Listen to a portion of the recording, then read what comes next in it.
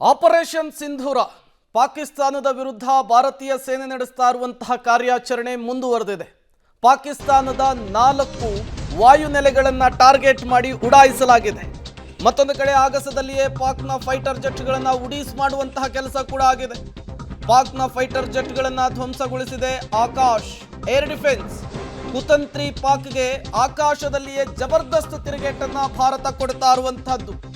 ಈ ಮೂಲಕ ಪಾಕಿಸ್ತಾನದ 2 ಫೈಟರ್ ಜೆಟ್ಗಳನ್ನು ಉಡಾಯಿಸುವಲ್ಲಿ ಭಾರತೀಯ ಸೇನೆ ಸಕ್ಸಸ್ ಆಗಿರುವಂತಹದ್ದು. ಬ್ಯಾಕ್ ಟು ಬ್ಯಾಕ್ ಪಾಕಿಸ್ತಾನಕ್ಕೆ ಈ ಮೂಲಕ ಪೆಟ್ಟನ್ನು ಕೊಡ್ತಾ ಇದೆ. ಒಂದು ಕಡೆ ನಿರಂತರ ಡ್ರೋನ್ ದಾಳಿ, ಆ ಡ್ರೋನ್ ದಾಳಿಯನ್ನು ತಡೆಯುವಂತಹ ಕೆಲಸ ಕೂಡ ಆಗಿತ್ತು. ಈ ನಡುವೆ ಆಕಾಶ್ ಎಂಟ್ರಿ ಕೊಟ್ಟಿದೆ. 2 ಫೈಟರ್ ಜೆಟ್ಗಳನ್ನು ಹೊಡೆದು ಹಾಕಿರುವಂತಹ ವಿಚಾರ ಕೂಡ ಗೊತ್ತಾಗ್ತಾ ಇದೆ. 60 kg ಸ್ಫೋಟಕ ಹೊತ್ತೊಯ್ಯಬಲ್ಲ ಹಾಗೂ 25 ಕಿಲೋಮೀಟರ್ ವ್ಯಾಪ್ತಿಯಲ್ಲಿ ನಿಖರವಾಗಿ ಗುರುಮಟ್ಟುವಂತಹ ಸಾಮರ್ಥ್ಯವನ್ನು ಆಕಾಶ್ ಹೊಂದಿದೆ. ಇದೇ ಆಕಾಶ್ ಭಾರತದಲ್ಲಿಯೇ ರೆಡಿಯಾಗಿರುವಂತಹದ್ದು. ಈ ಆಕಾಶ್ ಪಾಕಿಸ್ತಾನದ 2 ಫೈಟರ್ ಜೆಟ್ಗಳನ್ನು ಆಗಸದಲ್ಲಿ ಪೀಸ್ ಮಾಡಿ ಹಾಕಿದೆ. DRDO integrated grenade missile development ಯೋಜನೆಯ ಅಡಿಯಲ್ಲಿ ಅಭಿವೃದ್ಧಿಪಡಿಸಲಾಗಿರುವಂಥದ್ದು. ಇದನ್ನು ಭೂಮಿಯಿಂದ ಆಕಾಶಕ್ಕೆ ನೆಗೆಯಬಲ್ಲ ಮಧ್ಯಮ ಗತಿಯ ಕ್ಷಿಪಣಿ ಇದಾಗಿರುವಂಥದ್ದು. ಯುದ್ಧ ವಿಮಾನಗಳು, ಕ್ಷಿಪಣಿಗಳನ್ನು ಇದು ಈಸಿಯಾಗಿ ಹೊಡೆದು ಹಾಕುತ್ತೆ. ಅದಕ್ಕಾಗಿಯೇ 2 ಫೈಟರ್ ಜೆಟ್ಟುಗಳನ್ನು ಆಗಸದಲ್ಲಿಯೇ ಧೂಳಿಪಟ ಮಾಡಿಬಿಟ್ಟಿದೆ. ಸೂಪರ್ಸಾನಿಕ್ ವೇಗದಲ್ಲಿ ಹಾರುತ್ತೆ ಈ ಕ್ಷಿಪಣಿ. 2015 ಜುಲೈನಲ್ಲಿ ಅಧಿಕೃತವಾಗಿ ಇದು ಭಾರತೀಯ ಸೇನೆಗೆ ಎಂಟ್ರಿಯನ್ನು ಕೊಟ್ಟು ಭಾರತೀಯ ಸೇನೆಯ ಬಲವನ್ನು ಮತ್ತಷ್ಟು ಹೆಚ್ಚು ಮಾಡಿತು. ಅಮೆರಿಕಾದ MIM 104 ಪ್ಯಾಂಟ್ರಿಯೋಟ್ ಕ್ಷಿಪಣಿಗೆ ಹೋಲಿಸಿದರೆ ಆಕಾಶ್ ತುಂಬ ಪವರ್ಫುಲ್ ಅನ್ನೋದು ಕೂಡ ಗೊತ್ತಾಗ್ತಾ ಇದೆ. ಇದು ಭಾರತದಲ್ಲಿ ರೆಡಿಯಾದಂತಹದ್ದು.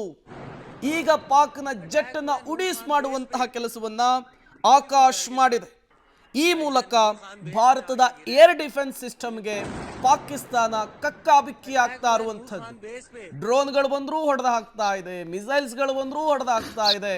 ಫೈಟರ್ ಜೆಟ್ಗಳನ್ನು ಕೂಡ ದೇಶದ ಒಳಗೆ ಎಂಟ್ರಿ ಆಗೋದಕ್ಕೂ ಬಿಡ್ತಾ ಇಲ್ಲ. ಪಾಕಿಸ್ತಾನಕ್ಕೆ ತಲೆ ಕೆಟ್ಟು ಹೋಗಿಬಿಟ್ಟಿದೆ. ಹೇಗೆ ನಾವು ಅಂದ್ಕೊಂಡಿದ್ದನ್ನು ಮಾಡಬೇಕು ಅನ್ನೋದೇ ಈಗ ಯೋಚನೆಗೆ ಕಾರಣ ಆಗಿಬಿಟ್ಟಿದೆ. ಆ ಪ್ರಮಾಣದಲ್ಲಿ ಏರ್ ಡಿಫೆನ್ಸ್ ಸಿಸ್ಟಮ್ ಸ್ಟ್ರಾಂಗ್ ಆಗಿರುವಂತಹದ್ದು ಭಾರತದಲ್ಲಿ. ಪಾಕಿಸ್ತಾನದಿಂದ ಯಾವುದೇ ರಾಕೆಟು, ಡ್ರೋನು, ಫೈಟರ್ ಜೆಟ್ಟುಗಳು ಬರೋದಕ್ಕೆ ಅವಕಾಶವನ್ನು ಕೊಡ್ತಾ ಇಲ್ಲ.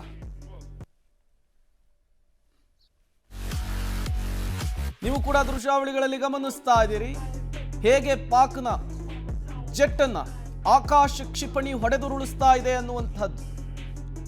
ಭಾರತದಲ್ಲಿಯೇ ತಯಾರಾಗಿರುವಂತಹ ಕ್ಷಿಪಣಿ ಇದು ಆಕಾಶ್. 60 kg ಸ್ಫೋಟಕವನ್ನು ಹೊತ್ತೊಯ್ಯಬಲ್ಲಂತಹ ಸಾಮರ್ಥ್ಯ ಈ ಆಕಾಶ ಕ್ಷಿಪಣಿಗಿದೆ.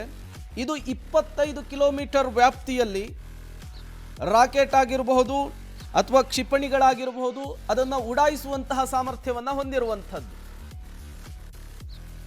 ಮತ್ತಷ್ಟು ಡೀಟೇಲ್ಸ್ ಅನ್ನು ಕೊಡ್ತಾರೆ ಪ್ರಕಾಶ್, ನೇರ ಸಂಪರ್ಕದಲ್ಲಿ ಜಾಯಿನ್ ಆಗಿದ್ದಾರೆ. ಪ್ರಕಾಶ್, ಭಾರತದ ಮಿಲಿಟರಿಯ ಶಕ್ತಿ ಸಾಮರ್ಥ್ಯ ಮತ್ತೊಮ್ಮೆ ಮಗದೊಮ್ಮೆ ಜಗಜ್ಜಾಹೀರಾಗ್ತಾ ಇದೆ. ಜಗತ್ತ ಮುಂದಿನ ಅನಾವರಣ ಆಗ್ತಾ ಇದೆ. ನಾವು ಇಷ್ಟು ದಿನ S-400 ಬಗ್ಗೆ ಮಾತನಾಡ್ತಾ ಇದ್ವಿ, ಅದರ ಸಾಮರ್ಥ್ಯದ ಬಗ್ಗೆ ಮಾತನಾಡ್ತಾ ಇದ್ವಿ. ಅದು ಹೇಗೆ ಪಾಕಿಸ್ತಾನದ ರಾಕೆಟ್ಗಳಿಗೆ, ಡ್ರೋನ್ಗಳಿಗೆ ಪೆಟ್ಟು ಕೊಡ್ತಾ ಇದೆ ಅನ್ನೋದ್ರ ಬಗ್ಗೆ ವಿಶ್ಲೇಷಣೆ ಮಾಡ್ತಾ ಇದ್ವಿ. ಈಗ ಆಕಾಶ್ ಕ್ಷಿಪಣಿ 2 ಫೈಟರ್ ಜೆಟ್ಟುಗಳನ್ನು ಹೊಡೆದುರುಳಿಸಿದೆ ಅನ್ನುವಂತಹ ಮಾಹಿತಿ.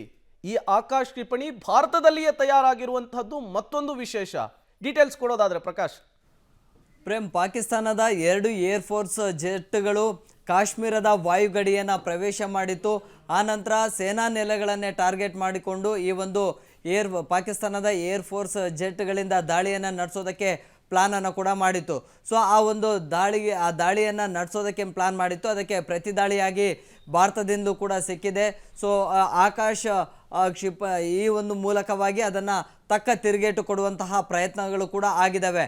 ಅಂದರೆ ಕಳೆದ 2 ದಿನಗಳಿಂದ ಭಾರತದ ಏರ್ ಡಿಫೆನ್ಸ್ ಸಿಸ್ಟಮ್ನ ಮೂಲಕವಾಗಿ ಪಾಕಿಸ್ತಾನದಿಂದ ಬರುವಂತಹ ಮಿಸೈಲ್ಗಳನ್ನು, ಡ್ರೋನ್ಗಳನ್ನು ತಡೆಯುವಂತಹ ಪ್ರಯತ್ನಗಳು ಆಗ್ತಾ ಇತ್ತು. ಈಗ ಭಾರತದಲ್ಲಿರುವಂತಹ ಅತ್ಯಾಧುನಿಕ ಒಂದಿಷ್ಟು ಕ್ಷಿಪಣಿಗಳ ಮೂಲಕವಾಗಿ ಅಥವಾ ರಡಾರ್ಗಳ ಮೂಲಕವಾಗಿ ಅಥವಾ ಮತ್ತೊಂದಿಷ್ಟು ಅಡ್ವಾನ್ಸ್ಡ್ ಟೆಕ್ನಾಲಜಿ ಹೊಂದಿರುವಂತಹ ಒಂದಿಷ್ಟು ರಕ್ಷಣಾ ಕವಚಗಳ ಮೂಲಕವಾಗಿ ಭಾರತದಲ್ಲಿ ಆಗುವಂತಹ ಅನಾಹುತಗಳನ್ನು ದಾಳಿಗಳನ್ನು ತಡೆಯುವಂಥ ಪ್ರಯತ್ನಗಳು ಕೂಡ ಆಗುತ್ತೆ.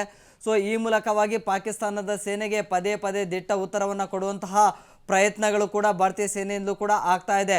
ಪ್ರಮುಖವಾಗಿ ಜಮ್ಮು ಕಾಶ್ಮೀರದ ಗಡಿ ಭಾಗಗಳನ್ನು ಟಾರ್ಗೆಟ್ ಮಾಡಿಕೊಂಡು ಅಲ್ಲಿ ಮಿಸೈಲ್ ದಾಳಿಯನ್ನು ನಡೆಸಿತು, ಶೆಲ್ ದಾಳಿಯನ್ನು ನಡೆಸಿತು. ಆದರೆ ಅದು ಯಾವುದು ಕೂಡ ಅಷ್ಟು ದೊಡ್ಡ ಮಟ್ಟದಲ್ಲಿ ಏನು ಪ್ರಯೋಜನಕ್ಕೆ ಬಂದಿರಲಿಲ್ಲ, ಪಾಕಿಸ್ತಾನಕ್ಕೆ ಅದು ಏನೋ ಸಕ್ಸಸ್ ಆಗಿರಲಿಲ್ಲ. ಸೊ ನಿನ್ನೆ ಕೂಡ ಚೀನಾದ ಒಂದಿಷ್ಟು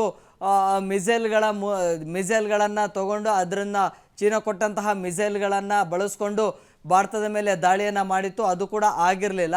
ಸೊ ಈಗ ಮತ್ತೆ ಹೊಸ ಅಬ್ದಾಲಿ ಮತ್ತು ಒಂದಿಷ್ಟು ಬ್ಯಾಲಿಸ್ಟಿಕ್ ಕ್ಷಿಪಣಿಗಳ ಪ್ರಯೋಗವನ್ನು ಕೂಡ ಭಾರತದ ಮೇಲೆ ಮಾಡ್ತಾ ಇದೆ.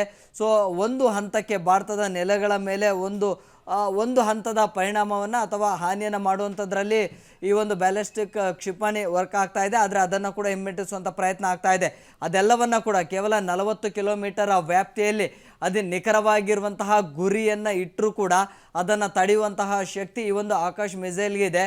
ಸೊ ಸುಮಾರು 60 kgಯಷ್ಟು ಅಥವಾ ಅದಕ್ಕಿಂತ ಹೆಚ್ಚಿನ ಪ್ರಮಾಣದಲ್ಲಿ ಅದನ್ನು ತಡೆಯುವಂಥ ಪ್ರಮಾಣವನ್ನು ಕೂಡ ಇದೆ. ಸೊ ನಿಖರವಾಗಿರುವಂತಹ ಗುರಿಯನ್ನು ಟಾರ್ಗೆಟ್ ಮಾಡಲಿಕ್ಕೆ ಪಾಕಿಸ್ತಾನ ಸೇನೆಯಿಂದ ನಿರಂತರ ದಾಳಿ ಆಗ್ತಾ ಇದ್ರೂ ಕೂಡ ಈ ಒಂದು ಆಕಾಶ್ ಮಿಸೈಲ್ ಅದನ್ನು ತಡೆಯುವಂತಹ ಸಾಮರ್ಥ್ಯವನ್ನು ಕೂಡ ಹೊಂದಿದೆ. ಇದು DRDO ಮತ್ತು BDLನಿಂದ ಅಭಿವೃದ್ಧಿ ಆಗಿರುವಂಥದ್ದು. ಸೊ ಇದು ದೊಡ್ಡ ಮಟ್ಟದಲ್ಲಿ ಹಾನಿಯನ್ನು ಮಾಡೋದಕ್ಕೆ ಆಗೋದಿಲ್ಲ. ಇನ್ನೇನು ಎನಿಮಿಗಳು ನೇರವಾಗಿ ಬಂದು ಆ ಒಂದು ಎಲ್ಲಿ ಟಾರ್ಗೆಟ್ ಪಾಯಿಂಟ್ ಇರುತ್ತೆ ಅಲ್ಲಿ ಹಾನಿ ಮಾಡಬಹುದು. ಇನ್ನೇನು ಸನಿಹಕ್ಕೆ ಟಾರ್ಗೆಟ್ ರೀಚ್ ಆಗ್ತಾ ಇದೆಯೋ ಅನ್ನೋಷ್ಟರಲ್ಲಿ ಅದನ್ನು ಹೊಡೆದುರುಳಿಸುವಂತಹ ಸಾಮರ್ಥ್ಯ ಈ ಒಂದು ಆಕಾಶ್ ಮಿಸೈಲ್ಗೆ ಇದೆ. ಸೊ ನಿರಂತರವಾಗಿ ಪಾಕ್ನ ದಾಳಿಗೆ ಪ್ರತಿ ದಾಳಿ ಜೊತೆಗೆ ಅದರ ಪ್ರತ್ಯುತ್ತರವನ್ನು ಕೊಡುವಂಥ ಪ್ರಯತ್ನದಲ್ಲಿ ಭಾರತೀಯ ಸೇನೆ ಯಶಸ್ಸನ್ನು ಕಾಣ್ತಾ ಇದೆ. ಪ್ರೇಮ್.